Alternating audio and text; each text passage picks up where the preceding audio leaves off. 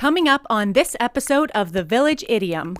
I did come across this interesting little ad for a man searching for a man who can crossbreed Labradors and Poodles. A Labradoodle doodle do ya. Dum dum da da, Village Idiom. Hello and welcome to the Village Idiom. We are a podcast that every single week we choose a popular saying and we take an admittedly shallow, hopefully comedic, once in a while interesting, if we're lucky it's educational, dive into its meaning, its usage, its origins, but mostly we're going to hang our otherwise directionless conversation on. My name is Jurassic Mark. And I am Skinny. Good to see you again. It's been a while this time. Well, yeah, probably a full 7 days. Yeah. Give or take a few Except hours. when I saw you the day midway between there. Yeah, excluding that. We actually see each other quite a bit. Yeah. Yeah, like most days. Yeah. In fact, I see you all the time. We've got a few fun events coming up, too. And of all the things... We're taking a seminar together soon. Oh, yeah. We'll be able to talk... a concert soon. We'll be able to talk about that. Yeah, we've got some fun stuff coming up. Yeah, we'll save that for later. It's good for the amount of time that we spend together, and I still like you. See, that's the miracle in this. Isn't that crazy? That's the miracle in this. Like, because typically, what happens if I had been more prepared? Typically, what happens? Familiarity breeds contempt, cadet. Familiarity breeds contempt, cadet. Which might be true because at first I really liked you. Well, the part that I find so crazy about this, it's basically saying the more you get to know somebody, the more you won't like them. See, I think it's true to a point because you see their flaws at first. But if you're a person that's like, I can't stand your flaws, and so I don't like you, then you shouldn't. I can't stand people who don't like others' flaws. I don't want to hang out with them. I don't like people who don't like me either. It's such a stupid saying. Yeah. It's like, of course, people will crawl under your skin, but hope you like being alone, because unless you get used to people driving you a little bonkers, that's just how life is. Right. Everybody has something that drives you a little nuts. Yeah, that's true. That's true. What it is. It is what it is, and it ain't going to change. So familiarity breeds contempt is the idiom du jour. Cadet. You can add that. Okay, well, I will. Okay. A sergeant major is inspecting his troops. What? One morning when he sees a new soldier he doesn't recognize. Says, "Soldier, get over here. What's your name?" Private Benjamin, sir. John. John? What kind of army do you think this is, soldier? We never call people by their first name. Familiarity breeds contempt. And it leads to a breakdown of discipline. We never call soldiers by their first name. What's your last name? Darling, sir. My name's John Darling. Okay, here's what we're going to do, John. Exactly. Yeah, that's like that scene from Stripes. And if you call me Francis, chill out, Francis. You remember that? Yeah, I loved that movie. That's a good movie. The Army RV. Oh, yeah. Yeah, their big military tank-like RV. So great. Settle down, Francis. That's a fact, Jack. That's a fact, Jack. Why did the chicken cross the road to get to the other side? Let's just stop recording and go watch that. It's been a long time since I've seen it. Yeah, great movie. We're probably promoting it more than we should because I can't remember what sort of... I'm sure. I remember the dramatic treatment. Yeah. No, it's not ringing any bells. Oh, he was like trying to court that girl and put her on the stove and was using like a frying pan, like a spatula type thing to flipper. Yeah, give her the frying the flapjack treatment or something. No, I don't stupid. Remember. Anyways, Stripes. It's all good. Familiarity breeds contempt. Yeah, the part that I'm actually a little disturbed by that because there is a grain of truth to it. Sure. I think it's like one of those things that, as like societally, maybe this is a little too introspective for a comedy podcast, but you just kind of got to get used to people and their nonsense. Yeah. Well, some example sentences: the couple could not stay together after their wedding because familiarity breeds contempt. That goes right along with what you're saying, which is if you're just seeing their flaws for the first time and that breeds contempt, you're the problem. Yeah, you're gonna have to get over yourself. Here's another one. I am now not close to my sister's family because Wait a minute. Familiarity breeds contempt. Listen to this sentence again. I didn't write this. I copy and paste. I am now not close to my sister's family. That's you. Isn't that your own family? Isn't that your? Yes, that's you. That's You're you. right. That's a weird sentence.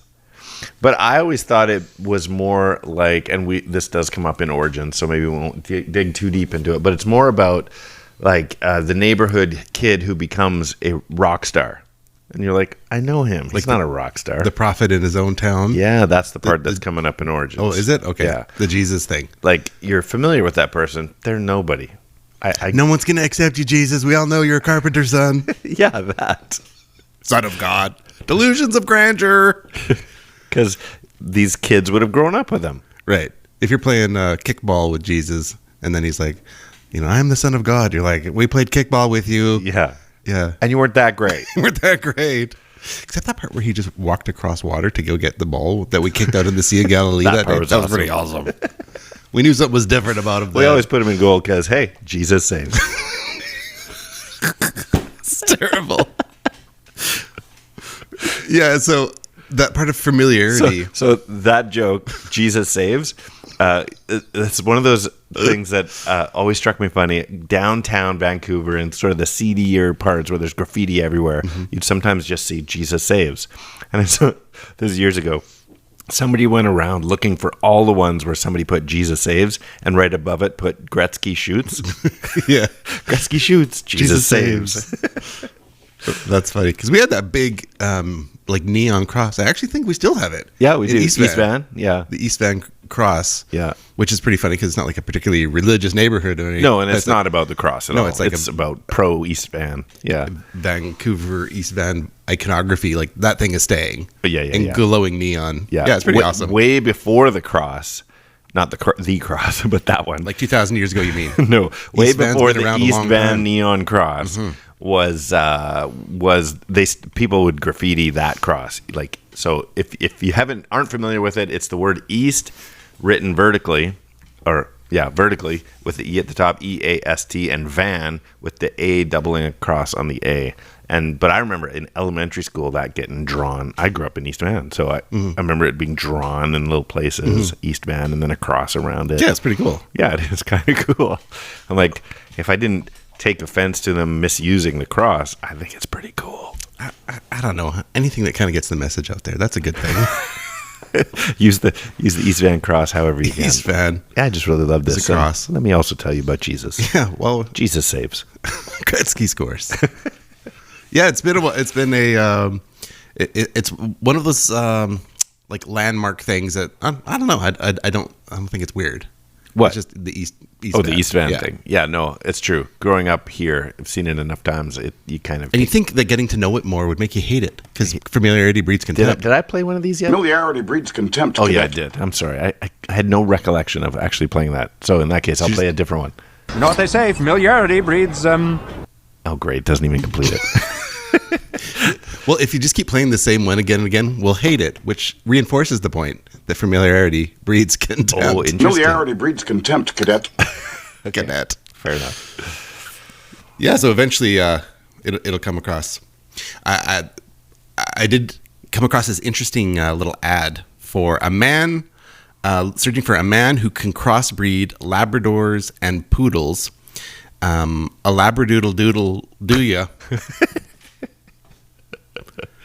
Yeah. A Labradoodle doodle do. They're looking for anyone, but particularly a Labradoodle doodle do. Dude will do. Oh, Yeah, a Labradoodle dude will do. Wow. it's very specific. Wow. That's great. We'll take anyone, but who'd be best at it? A Labradoodle doodle do. That's actually great. Very popular dog. The Labradoodle? The Labradoodle. Is it? Yeah, it's like people are really into it. I think it's because it has like hair, As opposed to like fur. is it not curly? Yeah, but curly hair. Curly hair like a poodle on a lab-sized dog. Yes. Right. Apparently they're really energetic. Not optimal for your first dog. I don't know. I don't have a dog. I have a cat. So it might be optimal Could be. I don't know. if you're annoyed with your cats. Speaking of cats, and today's What's up with cats? what's the deal? I was in the neighborhood. I was in the neighborhood of the in-laws, and chatting with some of the neighbors, and this cat comes out, and they're like, oh, this cat's been around, nobody knows whose it is, and it's meowing a lot, like it's seeming lost. And anyway, it looks healthy, it's not unfed or anything. Anyway, I open the back of my Jeep to take some things in, and the cat just hops in, sits down, it's like, where are we going? I'm like, looking around, like, whose cat is it? It's now in my vehicle, right, eager to leave with me. What do you do? I just give it a push? Shooed it out. Yeah. Did you? Yeah. Well, fortunately, it didn't happen after next weekend. What? Oh, yeah. Stay tuned. I'll tell you about next week. Is that content for the podcast, or is that? I don't know yet. Yeah, we'll pray about it. we'll see what happens.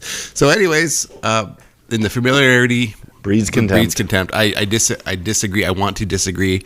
There is some truth to it, but I think it's a bad part of humanity. True. Yeah. That it's one of those. So you don't like it, but it's true. It's like, yeah, the more I get to know somebody, the less I like them. It's like, I actually think I would say in most cases, the more I get to know someone, the better I like them. Yeah, I'm hopefully in my life, and if it's pretty, I don't know. Well, because it would hit a point. It's like, I found out something about somebody that I didn't like, and so that was the end of it. Yeah, but contempt is pretty strong. Yeah, contempt is borderline hate, right? Yeah. If you have contempt for someone, what is that like? Contempt of court, like? Contempt of court is just you purposefully. Now you're messing me up here. I don't know. Hey Google, what is the definition of contempt? Let's hear it from. Here's the definition of contempt. The feeling that a person or a thing is beneath consideration, worthless, or deserving scorn. Deserving scorn. Worthless. That's not so good. It's not hate. So in contempt of court, you're basically saying, I'm above the law. Yeah. Yeah. No, you're not. You don't consider the rules of this courtroom to matter. Mm-hmm. So you're in contempt. So yeah, I guess if you just... You don't want to be like... It's not like I consider hate someone, worthless, you just think less of them. Yeah, because you found out something about them. Yeah, that's a real good reason for people to be vulnerable with you. Yeah. Because, hey, there's no payoff. Yeah, we have all these church groups where we want people to open up, be vulnerable, while we're saying, but you know what's true? Familiarity breeds contempt. Oh, I found out about them. Don't like what I saw. No, but they were vulnerable. Well, that's the important thing. As long as they got it out. But now they have no friends. Exactly. It's wild. And all the... Yeah, I guess that's kind of like... I don't know. Is there some kind of like cancel culture-y part of that? Where... I don't think cancel culture exists. You've gotten rid of that? Yeah. Have you? You've canceled that? I canceled that. You canceled cancel culture. There's for sure some well, it's of like, that. hey, we really loved XYZ about somebody, and then we found out that 20 years ago that this may have happened, and so now they're an idiot. I mean, there's yeah, that kind of thing. Yeah, but there's also like... everything that they've done. Like if some young punk superstar becomes a rock star and you're in high school and all the girls are swooning over him, none of the guys like him. Oh, that's stupid. Because... Is that just jealousy, though? It's not familiarity. I don't know. I'd be happy for him. No. I don't mean it's one of your friends. I mean, like, you're in... So when I was in high school and the New Kids on the Block became enormous, boys weren't listening to them, but girls were head over heels. They didn't want it that way.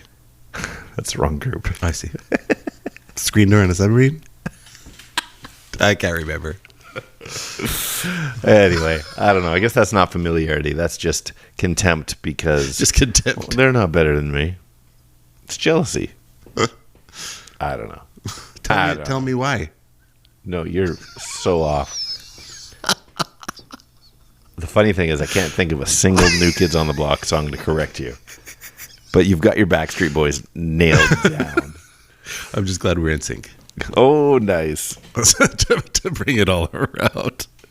Yeah, I just don't like the idea that the more I get to know somebody, the less I'm like, I don't know. It's like, you're flawed. And to assume that other people aren't, and that there's something that you're like, yeah. That's... you're flawed, but you don't always know your flaws.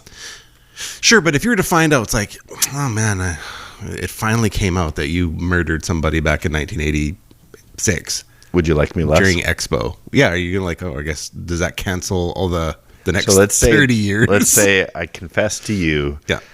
that one time.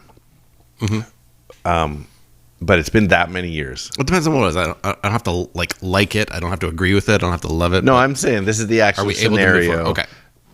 We're not recording. Okay. And I'm like, hey, by the way, I did kill someone at Expo 86. So specific.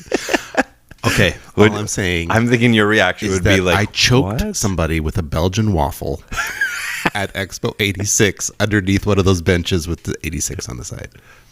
Yeah. Outside of UFO H2O, I killed somebody And with a the Belgian Pavilion of waffle. Promise. You're like, that sounds really specific. So- I think he might have done it. But what would your reaction be if I said, hey, I gotta tell you, I gotta tell someone I've kept this a secret for 30. I legitimately go like, this is terrible. We let's talk about this. But first tell me, like, what? I want to know all the details. Yeah. Yeah, of course I do. And I would want to know that you were. I don't think I'm in trouble. I think it's like I'm fine. Somebody else has totally been put in jail for it, so I'm good. You're good. Someone else is taking the rap for this. Yeah, I'm good. Okay. Yeah. What should I do? Just ride that out, baby. You're See, that's not contempt. We're not The mad more at you it. know about me, the more you cover for me. See, that is terrible. Yeah. So legitimately, I should never admit that because your mind's going, man, that's not good. Would I then throw you under the bus and okay, Actually, that's how I killed him. I threw him under a bus. the sky train? I threw him out onto the sky train. So if that was the case, though, I would want to know all the scenario as to how you made it right. But if familiarity breeds contempt is true, the more you I knew would about it, the visit more you. contempt you would have for me. But I would visit you in prison, is all I'm saying. Yeah, I think you would. Of course I would. Yeah, and we'd still be friends. Oh, we'd still record. Yeah, so just hold up the mic to the glass. My call would just be a little more. Hey, can you hear me? I only have 15 minutes on the phone. Please insert 50 more cents to continue this call. You have a correct call from Such and such corrections facility Oh, no. That reminds me, I need to call somebody. in prison. Yeah. Oh no. That's okay. So, yeah. In terms of familiarity breeds contempt, of course we would still be friends. I appreciate that. Yeah. Just so you know, I never even harmed. No, it's a fly ridiculous. at Expo That's ridiculous. under the bench by H2O UFO H2O. Anyway, too many specific details. You there. know what? This is not connected to Expo 86, but sort of, because it's Calgary 88. Mm-hmm. This morning, as I was helping my daughter get ready for school, we had on Cool Runnings. Okay. Isn't that funny? I have been in that bobsled. Oh, really? Yeah, they've got it outside of the grounds at the Calgary Winter Olympics. Funny. thing. Yeah, so you can go pose with it. That's interesting. And I did that. Yeah. Feel the rhythm, feel the ride. Come on now, it's bobsled time. Cool Runnings. Cool Runnings. Are you dead, Sanka? Yeah, man, Yeah, I'm dead. Yeah, man. I saw that scene this morning. Oh, did you? Yeah. Okay. Okay, well, what do you say? Let's get into find out where this came from. All right. As you wish. Said some words, where'd they go? Where'd they go? No one can know. I turned around and looked behind. Those words came from another mind. Origin. You know, we haven't played for a number of weeks is give you a few options to guess where it came from. And so, Shakespeare. Okay. The Bible. Is it the Bible, Shakespeare, or Cool Runnings? Familiarity breeds contempt. I'm going to go Bible. Let's go, John Candy.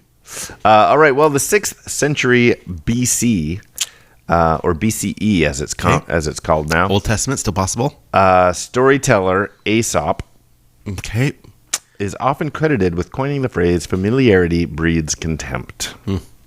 That assumption needs a little picking apart, though, which I think you'll appreciate. Oh, so it's not true. So it's an Aesop fable. It's an Aesop fable is a fable. Firstly, No original writings of Aesop survive. This is the first time I heard this, and I'm going to share it with you. There is no original writings of Aesop that has survived, and indeed, wait for it, he may not have been a real person. What? So I can, the first part, as we kind of navigate our current news world, you just immediately start asking different questions. So it's like, there's no original copy. Does that mean that the copy he wrote is the original, and so there's no duplicates of what he wrote? In which case, it wasn't the original copy. So so they said there's no original copy. I'm like, but are there like copies immediately after those copies? Well, you can't have an original copy. The one that he wrote would be the original. If you use the word copy, it's not the original. I see. So Aesop's original, and that this is an Aesop's original. So there would be that, and then there would be copies of Aesop's original. Right. And so if there's not an original, it got destroyed in a fire, but not before it was duplicated 100 times. Yeah, I don't know. This is the first time I even heard that Aesop might not have been real. Okay. But merely, he was the nominal author, to say the least, of a collection of tales that has changed over many centuries, where the his lesser known tales, the Aesops. Continue. You may be familiar with Aesop's fables, but you got to check out these Aesops. Where the attribute comes from is a moral. So the attribute of today's idiom comes from the moral of the tale, The Fox and the Lion. Have you ever heard The Fox and the Lion? It's not ringing a bell. Okay, so here is a translation. It's not very long. A translation of The Fox and the Lion. So here we go. When first the fox saw the lion, he was terribly frightened and ran away and hid himself in the wood. Next time, however, he came near the king of beasts, and he stopped at a safe distance and watched him pass by. The third time they came near one another, the fox went straight up to the lion and passed the time of day with him, asking him how his family were, and when he should have the pleasure of seeing him again. Then, turning his tail, he parted from the lion without much ceremony. That's the whole tale. So it may be that the person... where's the good part? That's the whole tale. They're saying that is familiarity breeds contempt. But there's not a lot of contempt. There's less fear. There's acceptance. But there's not contempt. So it might be that the person who first used the expression familiarity breeds contempt in English was influenced by the moral of Aesop's story. But otherwise, it's more like... There's nothing there. That was I just think words. people... Yeah. Even not just my opinion, others are like the connection of this idiom, familiarity breeds contempt, being connected to Aesop's fable of the fox and the lion, is weak sauce, and probably unlikely. Mm-hmm. But that is the number one answer if you go looking. I call baklava. That is the number one answer if you go looking. Where did it come from? It came from Aesop's fable, the fox and the lion. Probably not true. Either way, there's no version of the proverb in Aesop's story in any translation because it has changed over the centuries. There's no real reason to view Aesop or Besop or Weaksop as the originator of this idiom. To find the real origin, we got to move a few centuries forward and over to France. The Oxford English Dictionary records a Middle French printed record from roughly 1340, which says this: "Trop grande familiarité engendre méprisement," which is probably pronounced incredibly incorrect, but is translated to "too much familiarity breeds contempt." Exactly our idiom. So this is the first round. This is first found in English in the Biblical Scholar. You guessed Bible. Not quite the Bible, but the Biblical Scholar Richard Taverner's Middle English work called The Second Book, Garden of Wisdom, in 1539. This is what it says. I'll be careful. This is Old English, spelt weird, but I'll read it in modern English best as I can. "His special friends counseled him to beware, lest his overmuch familiarity might breed him contempt." So that's 1539, Biblical Scholar Richard Taverner's. We can go to 1386, however. Chaucer wrote how familiarity breeds contempt in his Tale of Melibee. The word homeliness, spelled Hoomlynesse, homeliness, means familiarity, and the word disprisinge Dispreisynge. Dispreisynge? I've not heard this word. Dispreisende Dutch means contempt. So it's easy, really easy, therefore, to see that the following is an early version of this phrase. Men saying that overgreat homeliness engendreth dispreisynge.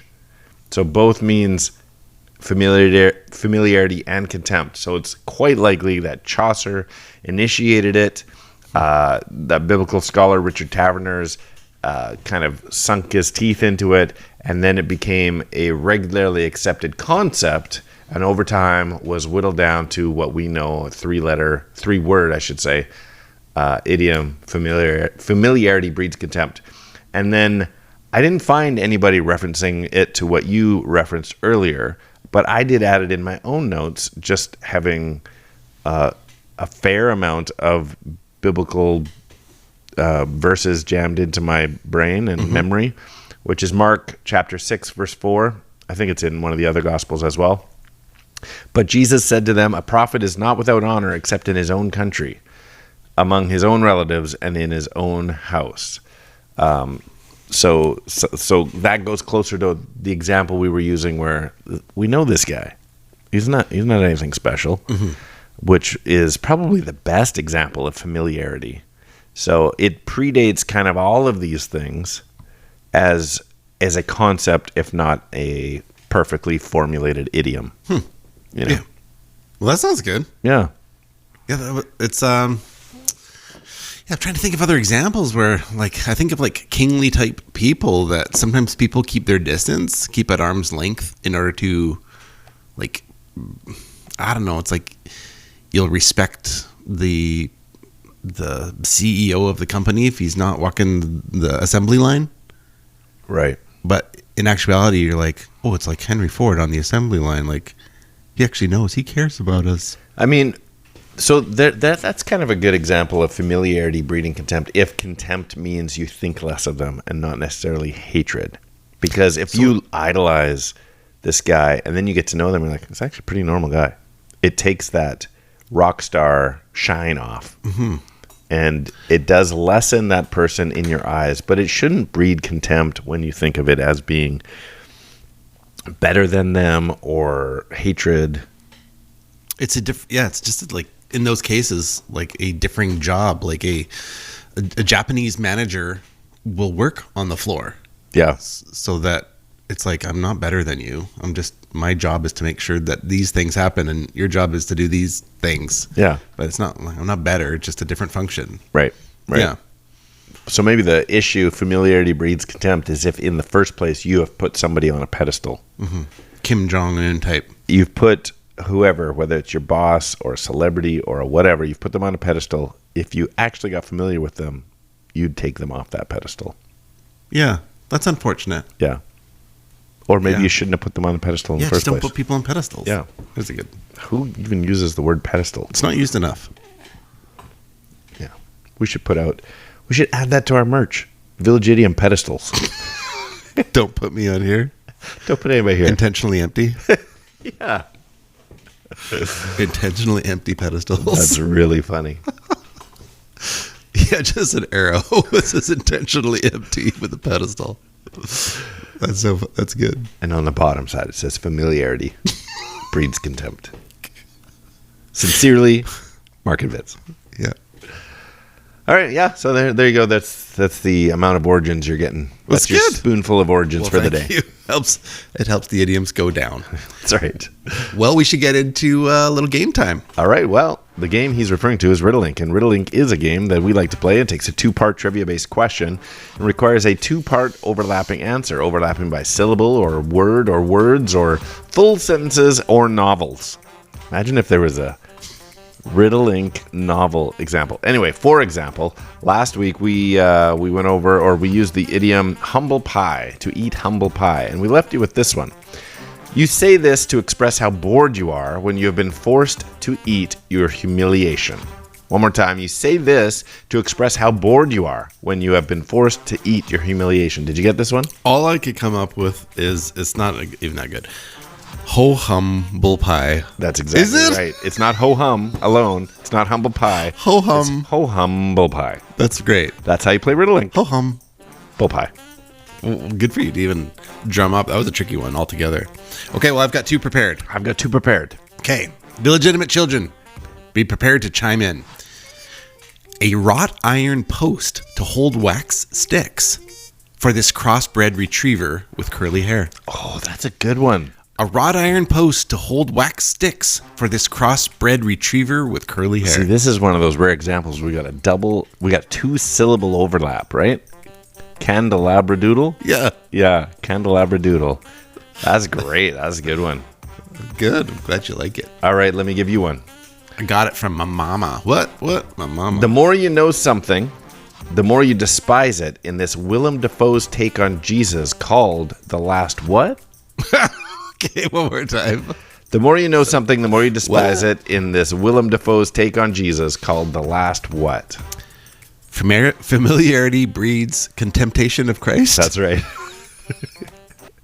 Wow.